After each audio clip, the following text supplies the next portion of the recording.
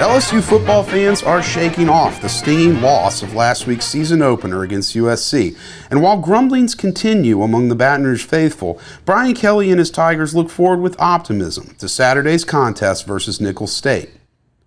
We're moving into the meat of the season, and folks are anxious to see the team here in Tiger Stadium, which promises to be quite a show. New, larger video screens and ribbon boards, a revamped sound system, an in-game LED light show. This is going to be quite a treat. As fans prepare to swarm campus with tailgate festivities, it's time for a pregame rap session here on the show. After a quick word from our sponsors, Todd Horne, Jeff Palermo, and Glenn Guilbeau share their thoughts on the evolving LSU depth chart, the changes they hope to see on the field, and Glenn's unabashed enthusiasm for the new, highly anticipated Sound and Light spectacle in Death Valley. I'm your host, Jake McMains, and all that and more right after this. Hi, I'm Mike Munderland, and we're here to smash the capital city's trash. Smash My Trash is a revolutionary compactor for large dumpsters, sometimes reducing the volume of waste by up to 70%. This means fewer hauls per month and big savings for your business. Fewer hauls and compacted waste will also result in a positive impact on our community and our environment by taking up less space in our local landfill sites. Schedule your company's free demo today. Call 225-497-0101. Y'all ready? Yeah. Let's go. Come on. Tiger Rag Radio is on the air. Let's crank this thing up. We're statewide, breaking down the latest happenings with LSU athletics. This is us. Hear from the coaches. Put together a defense that puts us in a position to win the SEC. The players. Having fun and we working, baby. That's it, man. The recruits. Show some passion and some heart. And those who cover the Fighting Tigers of LSU and the SEC. All those things are going to be there, which are important. It's 2 hours of nonstop LSU talk. What a privilege. I mean, you get to represent LSU. Tiger Rag Radio is brought to you by Cummins. Cummins creates power solutions that the world depends on. Helm Paint and Decorating. The paint experts of Louisiana. Louisiana Beef Industry Council. Max Home. And the East Baton Rouge Parish Library. Get ready to talk Tigers with producer Jackson Blackman and our hosts, Todd Horne and Jeff Palermo. Three great players that are better people than they are players. This is Tiger Rag Radio. Welcome back to the Tiger Rag Audibles podcast. I'm Jeff Palermo, News and Sports Director of the Louisiana Radio Network, along with the Executive Editor for Tiger Rag Magazine, Todd Horne, and the Editor of TigerRag.com, Glenn Guilbeau. Game week again, home opener for the LSU Tigers as they take on Nicholls State. Nicholls State has been a very good football team in the Southland Conference. In fact, they're defending champs. Tim Rebowe is their head coach.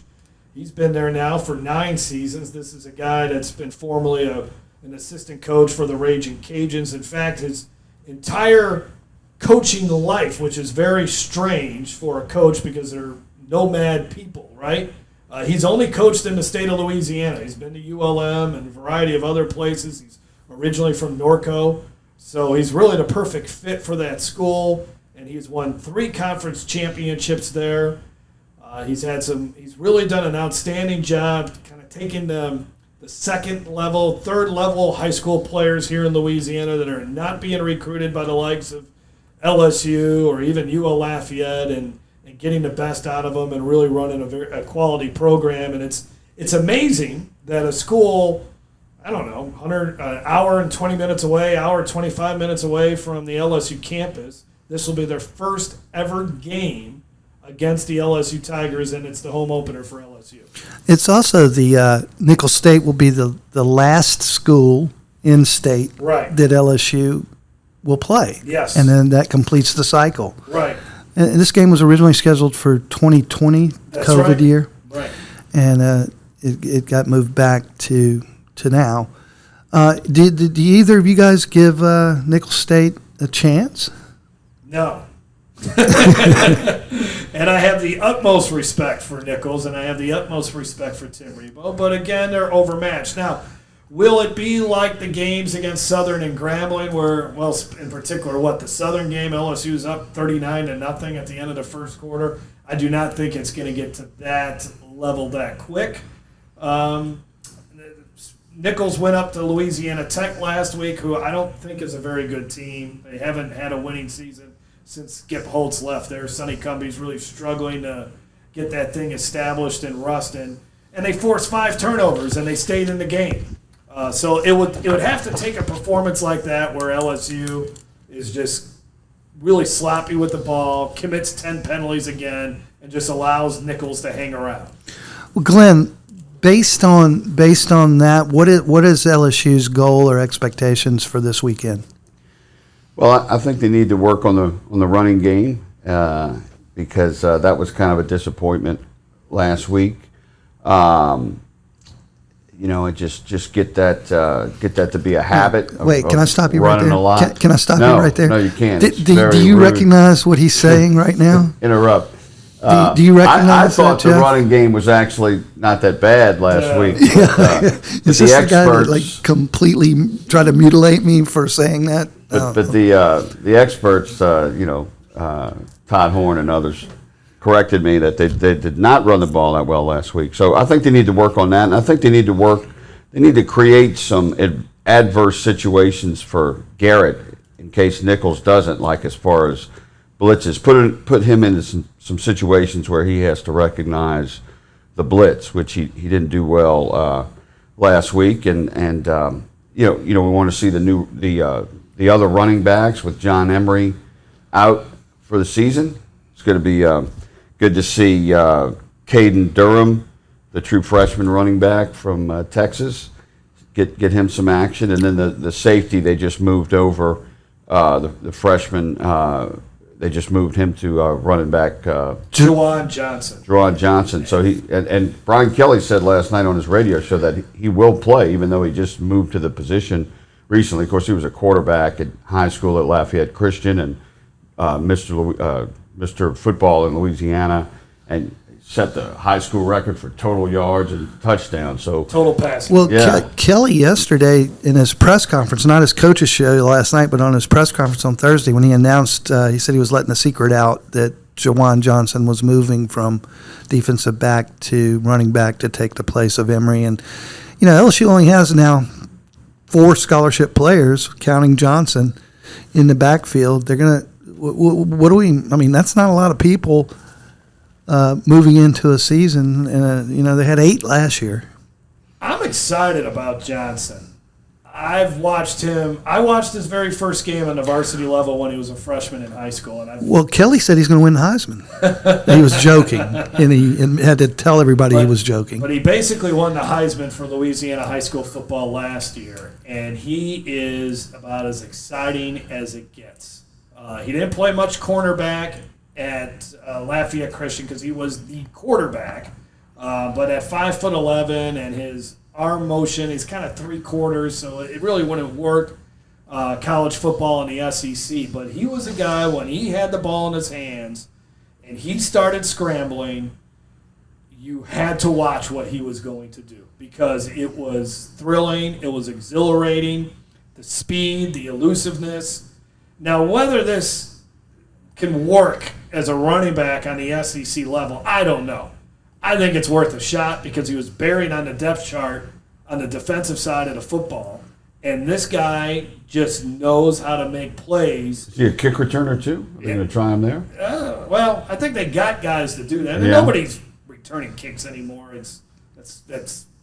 Well, LSU returned a punt last week. I get it. That was the best punt return they've had in 3 years, by the way. But I don't. But I'm kind of curious to see what it looks like. I don't know how much of an impact he's gonna have. I think the injury to Emery really puts more on the plate for Caleb Jackson because he needs to be more of a guy. And the 14 yards rushing last week was very, very disappointing from him. I understand there wasn't a lot of holes and all that, but Josh Williams is not an every down back.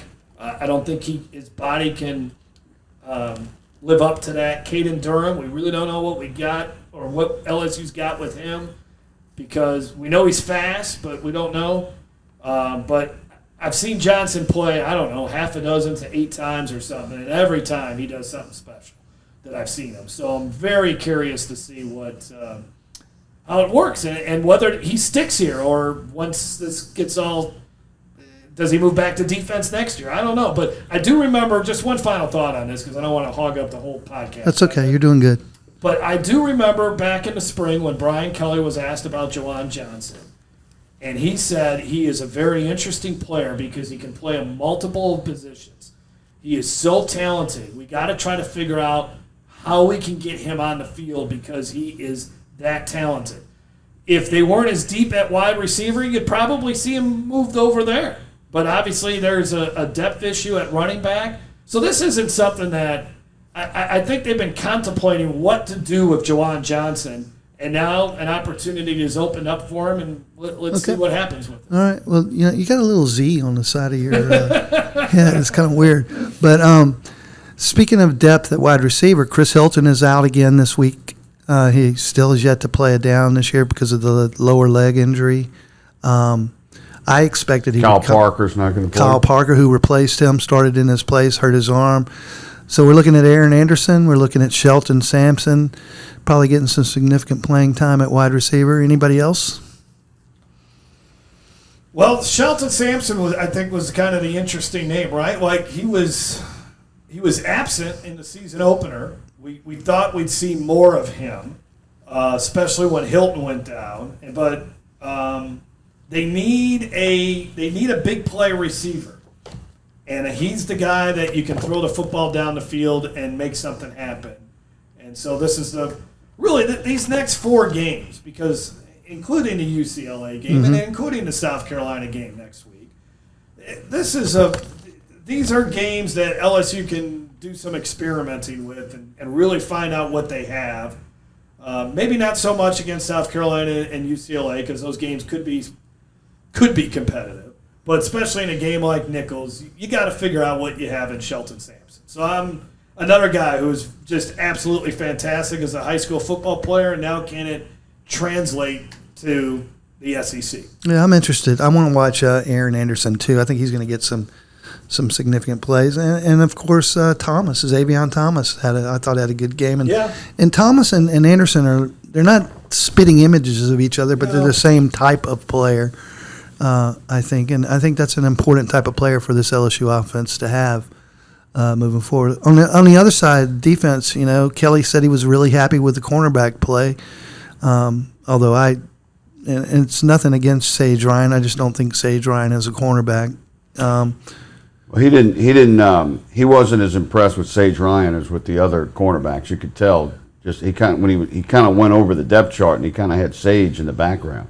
Yeah, I wouldn't be surprised. Glenn, I know he talked about his disappointment with the safety play, relatively speaking. Overall, he thought the defense played well. He was happy with the defensive line, happy with the linebackers, and happy with the cornerbacks.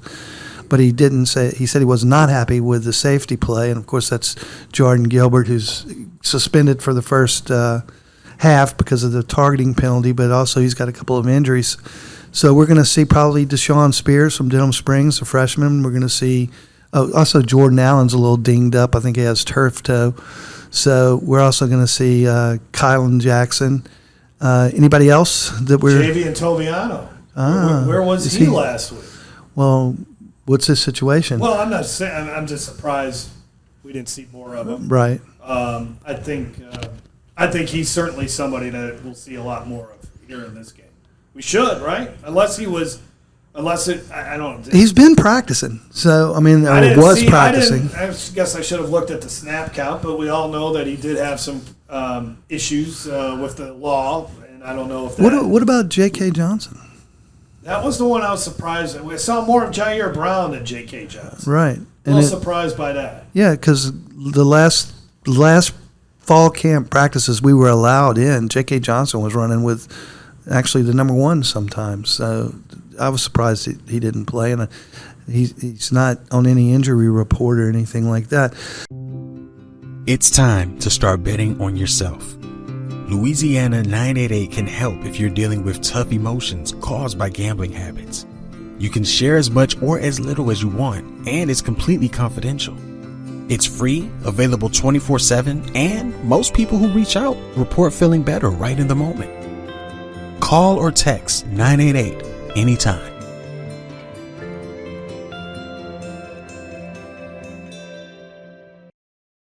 So, Glenn, overall, what are you expecting to or hoping to see from LSU right now?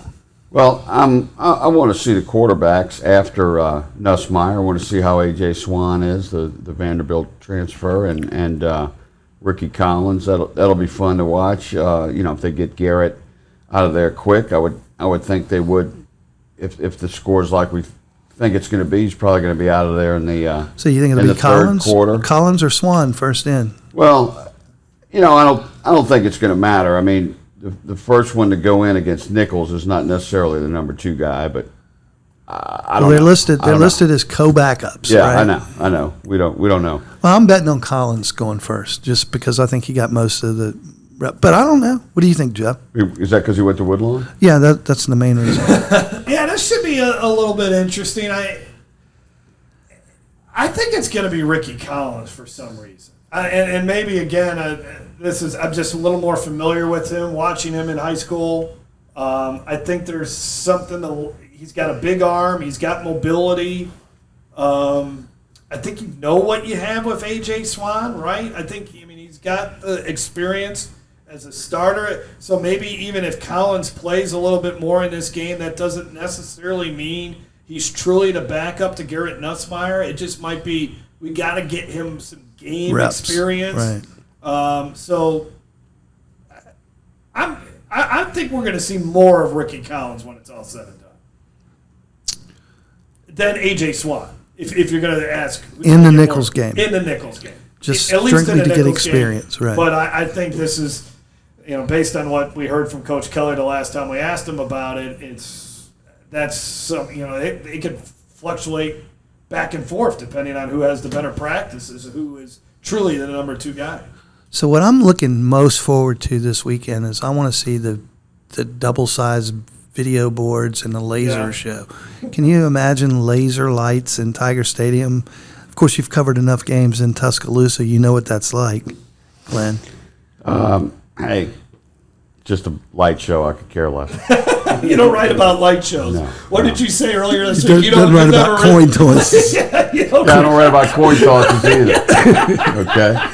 You obviously didn't write about bad rushing offenses either. And I'm trying to get over Jeff's comment earlier that nobody's returning kicks anymore. When did that happen? But are you talking about LSU? Kicks scroll into the touchback on kickoffs, punt. There's punt returns. LSU had not returned a punt. Yeah, okay. Well, LSU doesn't return kicks well. Until Let's qualify. Now. But Xavier Thomas is the real deal. A punt return is a very key part of the game. Kelly even said that Thomas on the kickoff return, if he had lifted his foot a little bit higher, would have scored a touchdown. You might get more kickoff returns here in this game because Nicholls' kicker is not going to be able to kick it in the end zone. But for the most part, it is. I agree with you on kickoff returns, but punt returns can be very big. I think LSU could be, but for LSU, it's been a non-factor the last couple. Well, they just wanted to make sure they caught the ball, and then they felt like that was a win.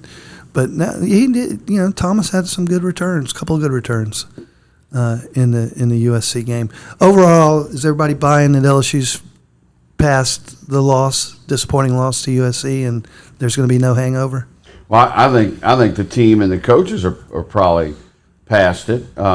Emotionally, they're trying to learn from it, but I don't think the fans are past it by any stretch of the imagination. You think they're disappointed still? Oh, hell yeah. You think LSU can rebound and do what Kelly said last night on his show and still be a championship team this year? Well, yeah, especially with the 12-team playoff. Yeah, I think they can. Sure, they can make up for that loss. That's a pretty big statement. We can still be. What do you say? Buy stock. How'd that go? Buy stock. Buy stock in our future. Yeah. Look, the key is if they beat Ole Miss, because if you look at it. If they beat USC and lost to Ole Miss, that would not be as good as beating Ole Miss and having lost to USC. Because the best time to lose a game, as far as playoffs and so forth, is the earlier the loss, the better. Plus, Ole Miss is better than USC. So a win over Ole Miss would really kind of erase the loss to USC, and they beat Ole Miss, they would probably be ranked in the top 10, whereas they were 13 before the loss to USC. So that's the key. Do you think they can beat Ole Miss? I do, and especially because the defense looked better to me and will be better, I assume, by the time they play Ole Miss. I'm not ready to say that they can beat Ole Miss yet because I'll have to wait. I think I'm in Jeff's camp. I've got to wait and see how they progress over these next 3 or 4 weeks. And you know, it's also going to depend how the laser show is. And the coin toss. Exactly. Yeah, the coin toss will be huge. The coin toss in the Ole Miss game or in all 4 games leading up to even the the coin toss at practice is going to be big. Would you call heads or tails? I would call neither. Okay. I will say this, and obviously there's been a lot of bemoaning about playing these difficult season openers every year for LSU, or at least tough competition. Well, Glenn's been worried about it.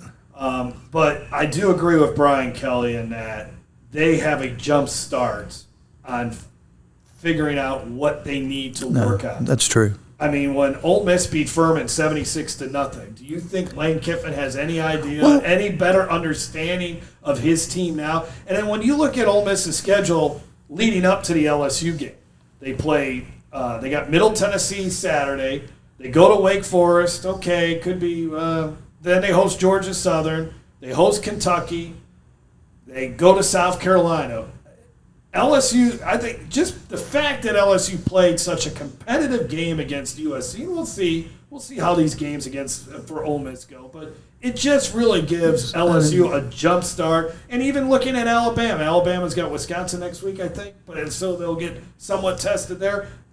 LSU has so much more of a jump start on what they need to do to improve their team when you're talking about those other teams that they're competing with for a potential spot in the 12-team playoff. And I'm talking about the Missouris, the Tennessees, Georgia's in. We know that, right? But the Alabama, the Ole Miss, the Tennessee, the Missouri, those are the teams that they're going to be competing with for a spot in the 12-team playoff as far as out of the SEC. And LSU has a jump start on all those teams as far as what needs to get improved. But they could have gotten. None of those other teams know what they got still. Yeah, okay. But they could have got that jump start, next week. I think Texas did it best. They played a breather. Now they play Michigan. That's the way you do it. Michigan played a breather. Now they play Texas. And the thing to look at is where would LSU be? Where would they have been had they won their openers each year under Kelly? In the first year, they probably would have made the playoff. I think, because they just missed the playoff in 22. They would have lost in the SEC championship game either way. They would have made the playoff last year for sure. Yeah, okay. So that's the thing to remember, because you can learn about your team, these things LSU supposedly learned from the USC game.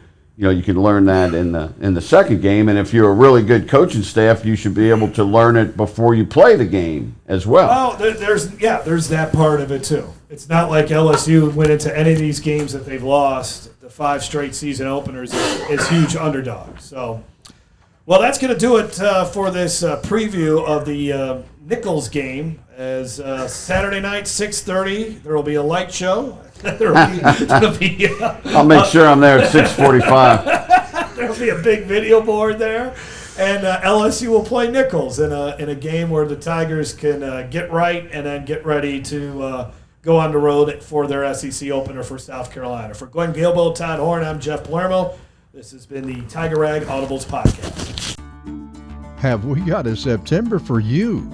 Your East Baton Rouge Parish Library has 3 opportunities to meet author Jerry Pallotta, famous children's book author of Who Would Win? See art by Clementine Hunter and enjoy the sounds of the Baton Rouge Concert Band. These are just a few of the special things happening in September with your EBR library. Details are at ebrpl.com. That's ebrpl.com. That'll be it for today's episode. Thanks to Todd, Jeff, and Glenn for the discussion. We'll be back next week, but until then, stay tuned to TigerRag.com for continuing coverage throughout the weekend. One note before we go. We here at Tiger Rag would like to extend our thoughts and prayers to running back John Emery Jr. as he recovers from his injury. We wish you a speedy recovery and all the best in your future endeavors. Keep your head up. I've been your host, Jake McMahons, and as always, be safe out there and have a great game.